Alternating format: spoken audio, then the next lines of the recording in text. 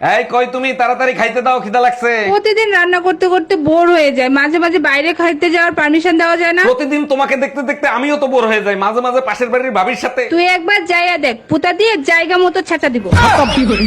এই কই তুমি? আমার মা ফোন দিছে, তোমার সাথে কথা বলবে। হ্যালো। বাবা অরুণ, এবার পূজায় আমার মেয়েরে কি মার্কেট করে দিছো? না মা, এবার ব্যবসার অবস্থা ভালো না, এবার পুজোর মার্কেট করতে পারবো না। পুজোর মার্কেট করে দিও, ও যদি দুর্গা রূপ ধারণ করে অসুর বধ করতে 1 মিনিট সময় নেবে না।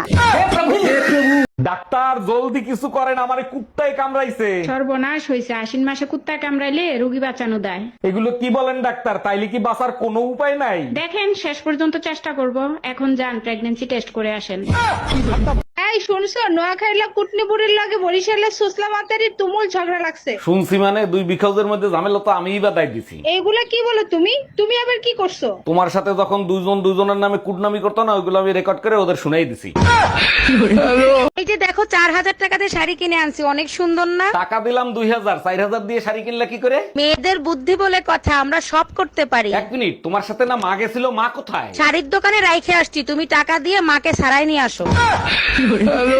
অনেক খিদা লাগছে, তাড়াতাড়ি খাইয়ে নি। তাড়াতাড়ি খাবার খায় শয়তানে, দোয়া পরে খাও, বরকত দিবে দ্বিগুণ। হি আল্লাহ, তুমি এত সুন্দর বউ দেছো, তোমাকে অনেক অনেক শুকরিয়া জানাই। খাবার দ্বিগুণ হবে, বউ দ্বিগুণ হবে না, তবে মায়ের দ্বিগুণ হতে পারে।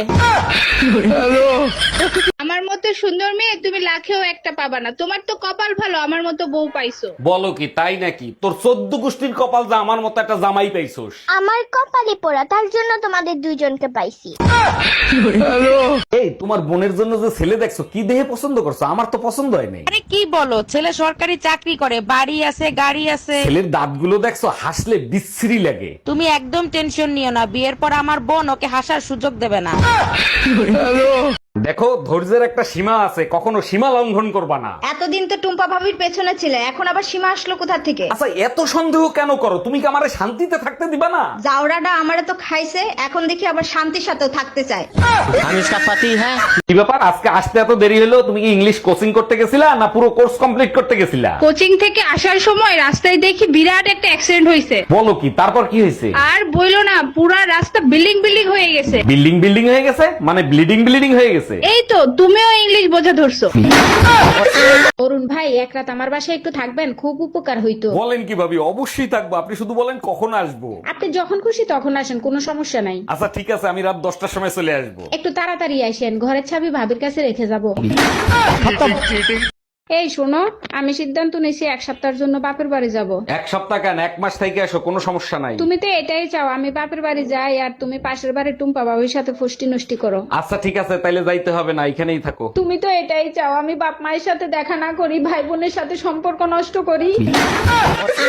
তোর সংসার নেই, তুই থাক, গেলাম আমি বাপের বাড়ি। যাও, কিন্তু যাওয়ার আগে সুমন ফকিরের 600 টাকা দিয়ে যাইও। কিসের টাকা? আমি তো তার কাছ থেকে কোনো টাকা ধার আনি নাই। তোমার জন্য একটা তাবিজ আনছিলাম, বলছিল তাবিজে কাজ করলে টাকা দিয়েন। কি তুই আমারে তাবিজ করছিলি?